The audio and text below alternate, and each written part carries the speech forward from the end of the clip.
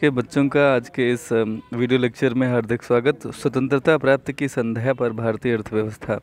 स्वतंत्रता प्राप्ति की संध्या से तात्पर्य है भारत 1947 15 अगस्त को आज़ाद हुआ। उससे पहले, आज़ाद होने से पहले भारत की क्या स्थिति थी, जब हम बात करें अर्थव्यवस्था की, वही हम यहाँ पढ़ने वाले हैं। हम सब जानते हैं 200 वर्षों तक अंग्रेज़ों का शासन था। उनके शासन से मुक्त होने के समय भारतीय अर्थव्यवस्था की स्थिति ठीक नहीं थी, दयनीय थी। भारतीय अर्थव्यवस्था एक अर्ध विकसित, पिछड़ी हुई और अर्ध सामंती अर्थव्यवस्था थी। सामंत का मतलब होता है कि कोई एक व्यक्ति को किसी एक गांव विशेष या 2-3 गांव विशेष का राजा एक तरह से घोषित कर दिया जाता था, उसे सामंत कहा जाता था। लेकिन भारत में ये अर्ध सामंती व्यवस्था उस समय रहा, व्यवस्था की स्थिति थी। ब्रिटिश शासन का उस समय मुख्य उद्देश्य था अर्थव्यवस्था को इंग्लैंड में तीव्र विकसित औद्योगिक आधार के लिए एक कच्चा माल प्रदायक देश बनाया जाए। तो भारत इंग्लैंड के लिए कच्चा माल प्रदाता देश था और ब्रिटिश औपनिवेशिक शासन की आर्थिक नीति ने भारत में अनेक दुष्परिणामों को जन्म दिया। चलिए सबसे पहले जानते हैं ब्रिटिश साम्राज्य से पहले भारत की अर्थव्यवस्था क्या थी। ब्रिटिश साम्राज्य की स्थापना से पहले भारत की अर्थव्यवस्था विकसित थी और स्वतंत्र भी थी। उस समय लोगों की आजीविका का मुख्य साधन कृषि था, परंतु फिर भी कृषि के आधार पर भारत ने अनेक गतिविधियों में भाग लिया। भारत उस समय रेशमी और सूती वस्त्र तथा अनेक प्रकार की धातुओं और शिल्प कलाओं में मशहूर केंद्र बन चुका था। भारत में अनेक वस्तुओं का निर्माण होता था और अच्छी सामग्री के प्रयोग के साथ साथ उच्च स्तर की कलात्मकता भी भारत में प्रयोग में लाई जाती थी। इस तरह से ब्रिटिश साम्राज्य से पहले भारत एक प्रतिष्ठित राष्ट्र था। उस समय इसको सोने की चिड़िया कहा जाता था। ब्रिटिश शासन के अंतर्गत भारत में सूती वस्त्र उद्योग और कृषि में गतिहीनता आई। भारत में 17वीं शताब्दी के दौरान फ्रांसीसी यात्री भ्रमण के लिए आए। भारत का भ्रमण करने के पश्चात उन्होंने अपने द्वारा संग्रहित जानकारी के आधार पर बंगाल क्षेत्र मिस्र देश से कहीं अधिक समृद्धशाली है ये कहा, और यहाँ के सूती रेशमी उद्योग अपनी गुणवत्ता के आधार पर विश्वविख्यात है, ऐसा उन्होंने समझा। विदेशी यात्री मलबल के कपड़े को शाही परिवारों के उपयोग हेतु उचित मानते थे। साथ ही विदेशी यात्री इसे शाही मलमल या मलबल खास कहा करते थे। सूती वस्त्र के साथ यहाँ से चीनी, मक्खन, चावल आदि का भी प्रचुर मात्रा में निर्यात होने लगा। बंगाल अपने आंतरिक उपभोग के लिए सब्जियां, मुर्गे मुर्गियां, गेहूं आदि का भी उत्पादन किया करता था। यहाँ सभी प्रकार की मछलियों की प्रचुरता विद्यमान थी। यहाँ राजमहल से लेकर समुद्र तक अतीत में परिवहन और सिंचाई हेतु गंगा नदी के नहरों को काटकर उनका जाल सा बनाया गया था। बात करते हैं ब्रिटिश साम्राज्य के दौरान भारत में आर्थिक प्रगति की। ब्रिटिश शासकों ने भारत में अपने आगमन के साथ अनेक नई आर्थिक नीतियों का निर्माण किया था, और जिसका उद्देश्य यही था कि भारत का आर्थिक विकास ना होकर स्वयं के देशों को वो संरक्षण प्रदान करना चाहते थे, यानी कि ब्रिटेन को संरक्षण मिले और भारत का विकास हो या ना हो, ये उनका उद्देश्य ही नहीं था। औपनिवेशिक काल में भारतीय संपत्ति का निष्कासन भी हुआ, जिसका आशय स्वदेशी साधनों का बड़ी मात्रा में एक दूसरे देश को भेजना था। अतः ब्रिटिश साम्राज्य स्थापित होने के पश्चात भारत की आर्थिक स्थिति में काफ़ी गिरावट आती चली गई।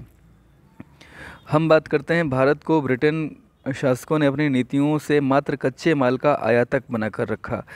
ब्रिटिश शासकों ने अपने शासनकाल में राष्ट्रीय आय और प्रति व्यक्ति आय की गणना का कोई प्रयास ही नहीं किया। हाँ, अनेक विद्वान जैसे कि Dadabhai Naoroji, doctor V Rao, William Digby, R C. Desai आदि ने अपने निजी स्तर पर प्रति व्यक्ति आय और राष्ट्रीय आय की गणना का कार्य किया, जिसमें गणना संबंधी आपसी मतभेद की भी स्थिति उत्पन्न हो गई। उस काल में डॉक्टर राव के आकलन को काफ़ी महत्ता प्रदान की गई थी, परंतु सारे रूप से ये कहा जा सकता है कि उस समय भारत की राष्ट्रीय आय की वार्षिक समृद्धि दर 2% से भी कम थी तथा प्रति व्यक्ति उत्पाद व्यक्ति दर मात्र 0.5% ही उस समय आंकलित की गई थी। स्वतंत्रता प्राप्ति के समय भारतीय अर्थव्यवस्था की स्थिति क्या थी। भारत को जब स्वतंत्रता प्राप्त हुई उस समय देश की स्थिति अच्छी नहीं थी। अनेक समस्याओं से ग्रस्त अर्थव्यवस्था, कृषि, औद्योगिक संरचना, विदेशी व्यापार की स्थिति, जनांक की स्थिति आदि अत्यंत पिछड़ी अवस्था में पहुंच चुकी थी। इसको दो भागों में बांट करके हम समझ सकते हैं। पहला तो स्वतंत्रता प्राप्ति के समय भारतीय अर्थव्यवस्था के विभिन्न क्षेत्रों की स्थिति, और दूसरा स्वतंत्रता प्राप्ति के समय परिवर्तन के महत्वपूर्ण संकेतक जो थे उनकी क्या स्थिति थी। तो आइए सबसे पहले हम जानते हैं कि स्वतंत्रता प्राप्ति के समय भारतीय अर्थव्यवस्था के विभिन्न क्षेत्रों की स्थिति क्या थी। संरचनात्मक ढांचे को अगर हम देखें तो मुख्य रूप से कृषि ही प्रमुख स्थान पर थी। औद्योगिक क्षेत्रों व अन्य सेवा क्षेत्रों में बैंकिंग, यातायात, संचार के योगदान का स्तर बहुत निम्न हुआ करता था। कृषि क्षेत्र की स्थिति की अगर हम बात करें तो भारत की लगभग 85% जनसंख्या पूर्ण रूप से कृषि पर निर्भर थी। फिर भी कृषि की स्थिति बहुत पिछड़ी हुई थी, और कृषि की स्थिति जैसी भी थी, अगर उसे हमें समझना है तो चलिए कुछ बिंदुओं से समझते हैं। कृषि का पिछड़ा हुआ होना। स्वतंत्रता के समय जो भारतीय किसान थे वो बहुत निर्धन हुआ करते थे और कृषि के विकास में अपना योगदान देने की स्थिति में काफ़ी हद तक नहीं थे। उस समय ज़मींदार और सरकार भी कृषि के प्रति विशेष रुचि नहीं लेती थी। कृषि क्षेत्र काफ़ी पिछड़ा हुआ माना जाता है कि था उस समय। कृषि की उत्पादकता की अगर बात करें तो ये काफ़ी निम्न थी, क्योंकि मांग की तुलना में भारत में कृषि का उत्पादन उस समय बहुत कम था। अनुमानित आधार पर भारत में 1947 में मात्र 13 करोड़ हेक्टेयर भूमि पर कृषि कार्य होता था, जिसमें खाद्यान्न 557 लाख टन, गेहूँ 64 लाख टन और चावल 17 लाख टन ही उत्पादित होता था, जो कि कृषि के सामान्य उत्पादन से बहुत कम था। आगे की हम बात करते हैं। कृषि प्रधान व्यावसायिक ढांचा का होना। स्वतंत्रता के समय भारत कृषि में 70 से 75% लोग संलग्न थे। हालांकि इसके अतिरिक्त द्वितीयक और तृतीयक क्षेत्रों में भी कुछ लोग थे जो संलग्न थे, जो व्यावसायिक कार्यों पर निर्भर थे, किंतु द्वितीयक और तृतीयक क्षेत्रों में लगे लोगों की भागीदारी काफ़ी कम थी। देश के कुछ भागों में कृषि व्यवसायीकरण के कारण नकदी फसलों को बढ़ावा तो मिला, लेकिन इसमें उच्च उत्पादकता का लाभ भारतीय किसानों को नहीं मिल पाता था, क्योंकि इन फसलों का उत्पादन इंग्लैंड के कारखानों के लिए मुख्य रूप से किया जाता था। और इस प्रकार कृषि का व्यावसायिक ढांचा भी पिछड़ी स्थिति को व्यक्त करता था, क्योंकि राष्ट्रीय आय में इन क्षेत्रों का योगदान असमान था। कृषि आगतों का अभाव। स्वतंत्रता प्राप्ति के समय देश की स्थिति काफ़ी दयनीय थी, अतः उस समय कृषि में कार्यों में उचित बीज, खाद, उत्पादन की तकनीकों आदि का प्रयोग कर पाना असंभव था। परिणाम स्वरूप कृषि पर इसका दुष्प्रभाव पड़ता चला गया। कृषि पर जनसंख्या का दबाव भी था। भारत की लगभग संपूर्ण जनसंख्या केवल कृषि पर ही निर्भर करती थी जीवन निर्वाह के लिए, और उस समय देश में कुटीर उद्योगों का पतन हो गया था, क्योंकि उसे बिल्कुल भी प्रोत्साहन नहीं मिल पा रहा था। रोजगार के जो अन्य साधन थे वह भी लगभग समाप्त प्राय थे। परिणाम ये हुआ कि भारत में जोतों का उपविभाजन व अपखंडन हो गया, यानी कि लगातार जो कृषि योग्य ज़मीन थी वो बंटती चली गई छोटे छोटे टुकड़ों में। कृषि उत्पादकता इसी वजह से कहें या अन्य भी कई कारणों से काफ़ी कम होती चली गई, और इस समय देश की 72% जनसंख्या कृषि पर निर्भर थी। हालांकि 85% जनसंख्या गाँव में ही निवास किया करती थी। ग्रामीणों का ऋणग्रस्त होना। कृषि की उत्पादकता बढ़ाने हेतु किसान ऋण लेने को बाधित होते रहे, परंतु फिर भी इसके विपरीत ही परिणाम प्राप्त हुए। किसानों पर लगान का भार बढ़ता गया, जिससे किसानों की ऋणग्रस्तता में वृद्धि होती चली गई। भू राजस्व संबंधी प्रणालियों का प्रचलन। ब्रिटिश शासन के दौरान अनेक भूस्वामियों, जमींदारों और सरकार ने मिलकर अनेक भू राजस्व प्रणालियों का निर्माण किया। उनका उद्देश्य जनता से अधिक लागत वसूलना था। ऐसी प्रणालियों से जमींदारी प्रथा, महालवाड़ी प्रथा तथा रैयतवाड़ी प्रथाएं उस समय प्रमुख हुआ करती थीं। इन प्रणालियों के निर्माण से सरकार और किसानों के मध्य अनेक मध्यस्थ आ गए, जिससे किसानों का सारा लाभ लगान के रूप में सरकार और जमींदार ही हड़प लेते थे। राजस्व की निश्चित स्थिति सरकार के कोष में जमा कराने की तिथियां पूर्व निर्धारित होती थीं। ब्रिटिश सरकार के अनुसार राशि जमा नहीं करा पाने वाले जमींदारों से उनके अधिकार छीन लिए जाते थे। अतः प्रणालियों से कृषि क्षेत्र पर भी निरंतर विपरीत प्रभाव पड़ता रहा। कृषि का वर्षा पर निर्भर होना। अच्छा, भारत की अगर हम बात करें तो ये पूरी तरह से सिंचाई के लिए मानसून पर निर्भर थी। किसानों की स्थिति इसीलिए बहुत दयनीय थी। सिंचाई की साधनों की व्यवस्था करने में वे असमर्थ थे, और अगर वर्षा काल में उत्पादन की बात करें तो उसके अलावा अन्य जो है ऋतुओं में उत्पादकता लगभग शून्य प्राय थी। तो हम बात करें निष्कर्ष के तौर पे, तो हम जानेंगे कि स्वतंत्रता प्राप्ति के समय ब्रिटिशों द्वारा अपनाई जाने वाली नीतियों के परिणाम स्वरूप ही भारतीय कृषि अर्ध विकसित रूप में पाई गई।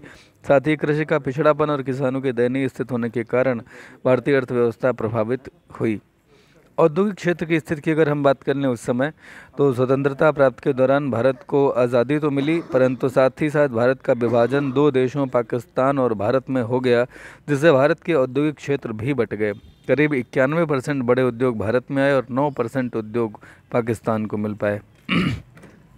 स्वतंत्रता प्राप्ति के समय अगर आप भारतीय उद्योग की स्थिति को समझना चाहते हैं तो कुछ बिंदुओं से आइए समझते हैं।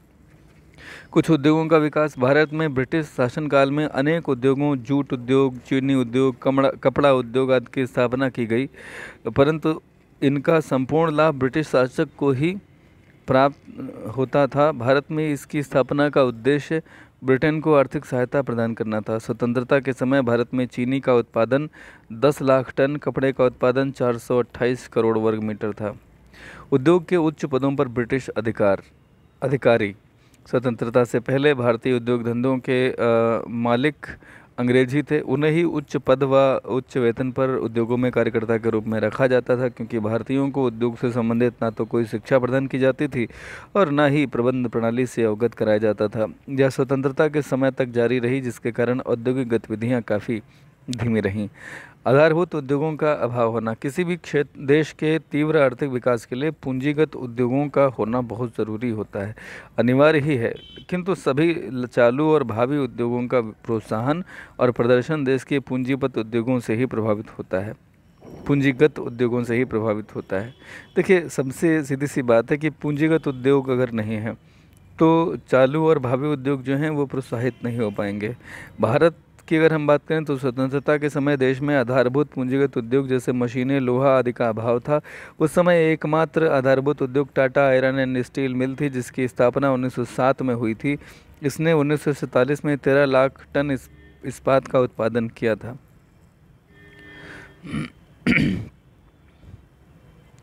भारत के सकल देशी उत्पाद में यानी कि जीडीपी में इन क्षेत्रों का योगदान बहुत ही कम रहा है।